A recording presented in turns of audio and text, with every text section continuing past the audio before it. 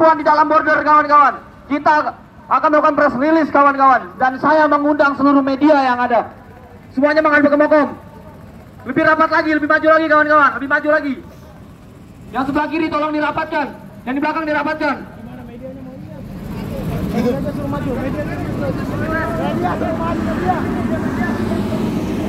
Kepada media, kita akan menyampaikan press release tuntutan kami yang selama ini tidak didengar oleh Dewan perampok, penjilat, perusak, pengkhianat, dan penyeleweng rakyat.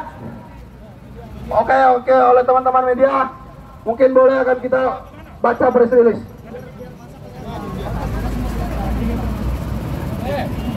Jadi di antara kami tergabung di antara kampus. Ada kampus UN dari berbagai fakultas, ada dari Tandiabeng University, ada dari Setiami, ada dari Paramadina, ada dari IBS, ada dari UBL, dan beberapa kampus lainnya. Oke, oleh itu maka kita akan membacakan press release malam hari ini.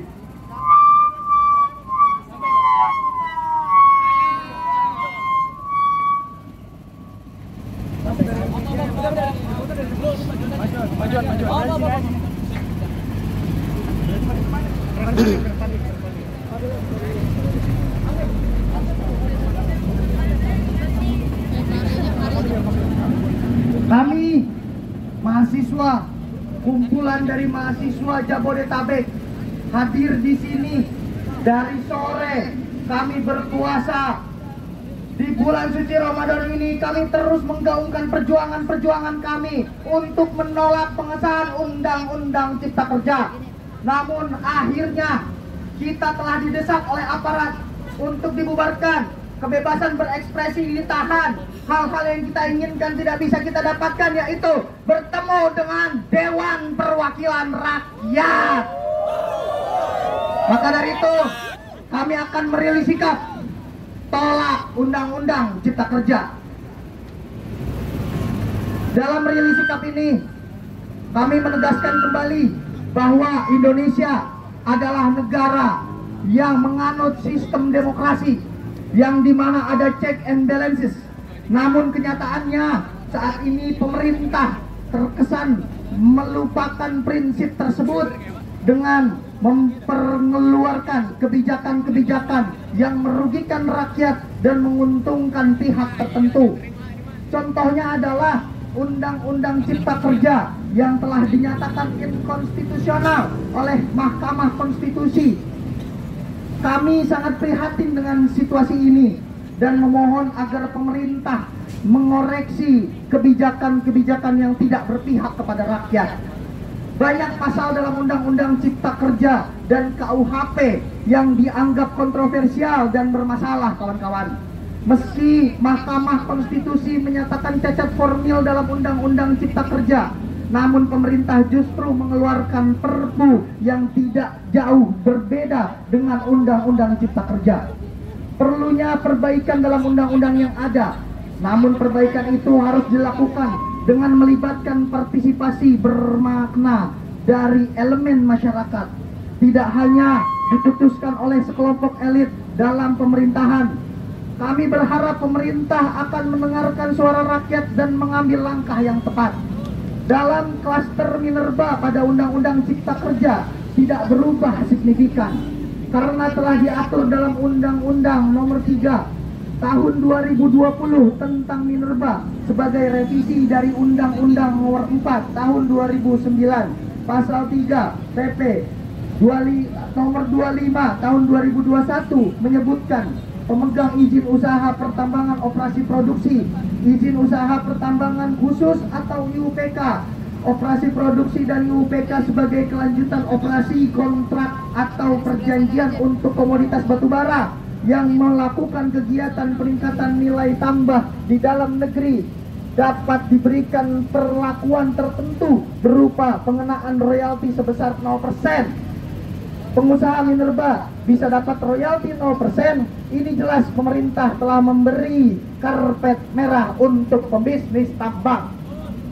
Undang-undang minerba tersebut juga memberi kemudahan bagi pebisnis tambang untuk memperpanjang izin. Kemudian Undang-Undang Cipta Kerja menghapus sejumlah syarat perpanjangan izin tambang sebagai evaluasi dampak lingkungan. Jika royalti tambang tidak dihapus, negara dapat pemasukan. Dengan begitu, ada anggaran lebih yang bisa dialokasikan untuk sektor pendidikan dan kesehatan agar masyarakat kita tak kesulitan lagi memikirkan biaya sekolah anaknya dan kesehatan masyarakat terjamin. Kami mendesak pemerintah untuk memperhatikan hal ini dan membuat undang-undang yang lebih berpihak pada rakyat dan buruh. Di satu sisi, kawan-kawan, gencarnya pemerintah mengesahkan KUHP dan Perpu tidak sama dengan pemerintah memberikan kepastian hukum untuk PRT. Dalam RUU PRT, kami mengingatkan pemerintah tentang undang-undang pembantu rumah tangga yang tidak memberikan perlindungan yang memadai bagi pekerja rumah tangga. Masih terjadi banyak pelanggaran hak asasi manusia terhadap pekerja rumah tangga, seperti kekerasan, pelecehan, dan jam kerja yang berlebihan. Kami meminta pemerintah untuk merevisi Undang-Undang PRT dan memberikan perlindungan yang lebih baik kepada pekerja rumah tangga. Perlindungan yang memadai harus mencakup jaminan kesehatan, hak cuti, upah yang adil, dan penghapusan jenis pekerjaan yang merugikan. Kemudian, merebaknya isu penundaan pemilu menjadi hal yang tidak bisa diabaikan. Kita harus mengingat bahwa pemilu adalah salah satu hal yang sangat penting dalam sistem demokrasi. Pemilu merupakan mekanisme yang digunakan untuk menentukan siapa yang akan menjadi wakil rakyat dan pemegang kekuasaan di negara ini. Penundaan pemilu hanya bertentangan dengan prinsip demokrasi yang menganut kebebasan dan berpartisipasi aktif dari seluruh warga negara. Sudah menjadi tanggung jawab pemerintah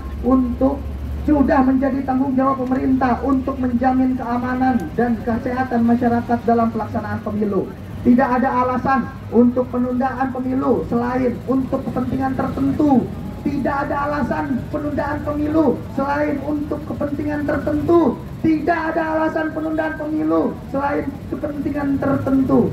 Namun ironisnya, para elit politik justru terlibat terhadap wacana penundaan pemilu.